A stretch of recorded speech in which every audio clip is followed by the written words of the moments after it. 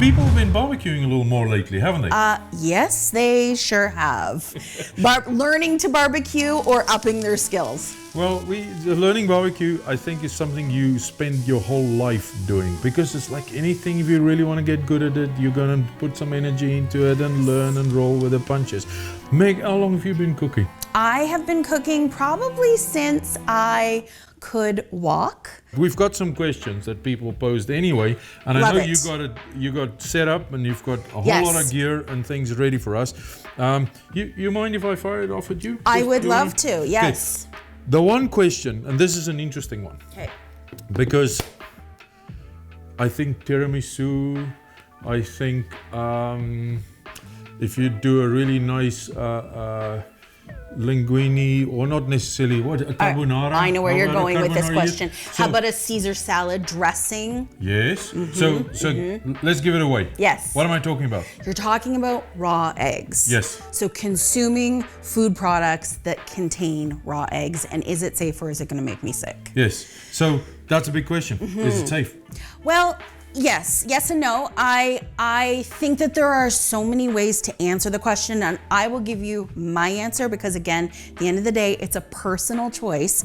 But there are so many stringent rules around how the eggs are produced at the farms, which if you've been to an egg farm, you know that it is very, very, very strict. So once they're laid, how they're transported, what they're in to cool them, the certain temperatures they need to be at is one thing. Then they get to the store and then we bring them home. So when it comes to food and cooking with food and making products that use a raw egg, I think as long as you've got eggs that are properly chilled in your fridge, and I always tell people to keep them at the coldest part of your fridge, so top shelf toward the back, never on the door of your fridge where you're always opening. If you make sure that the eggs are not cracked or broken, and then you are keeping your surface areas clean so that you don't have cross-contamination, at that point, I think the chances are really quite low. So just so I cut through it. Yeah. Good food safety practices. Yes, right? yes. And good produce. Yes. Because if your produce is good, you know you're working with something that's relatively safe. I got a tip for you. Okay.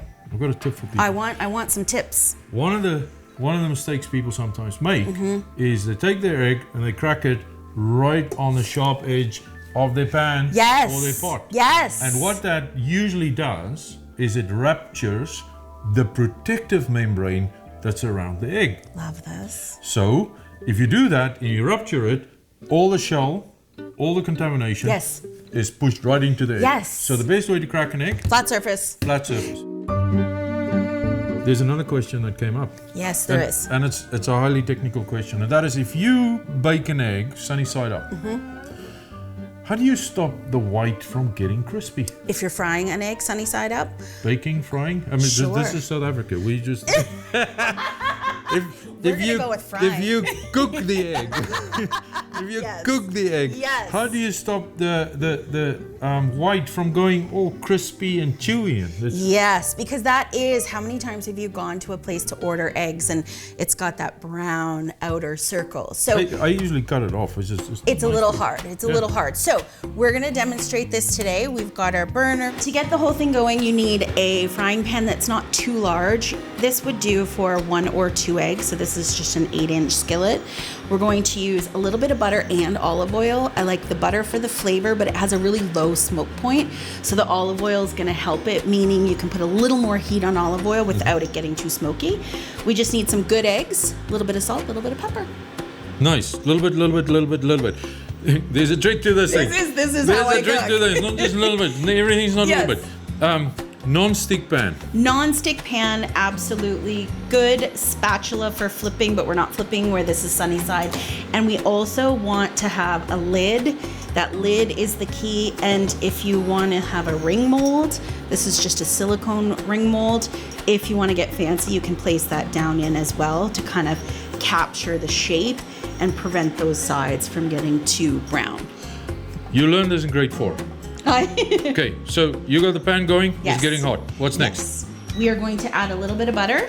You're going to, or you're adding it now? I'm adding a little butter. We're There going to you go go. for about a teaspoon of butter. And I'm adding, I'm gonna say half a teaspoon of olive oil. You need some nice fluidity in here. I'm going to do the tilting. Oh, no, I can't. This is an induction plate. Induction burner doesn't Keep like the it pan. when it does it. There you Yeah, go. so we're Keep just the going to pan kind of get that going. It heats up very quickly. Good. Little bubbles. Once you see bubbles, what's Once next? you see bubbles, we are going to have a cracked egg in a bowl because, again, we've checked for shells. We're just making sure the egg is fine. If we're going to use, are we using our ring mold today? Second advanced cooking class. Okay, so we're going to keep the heat on medium to medium low. That's important. Yes. You can go ahead and put egg in, because if your pan is too hot, the proteins cook too fast. Correct. So as this guy starts to cook, if you want to use a spatula to kind of pull the sides in, you can. Sometimes by doing it this way, it's going to make your edges a little thicker. The thinner the egg edges are, the more of a risk that you've got in making them quite crunchy. But I like to throw the lid on right away. What does the lid do? The lid, in a sense, you can see steam starting to form. It traps so that it almost becomes convection, and you'll see that the steam will help cook the top of the egg white, but it won't fry out the edges, because that's the problem. If we've got too high of a heat, the underside's going to cook much quicker and the top still needs to get cooked. So we're kind of creating that.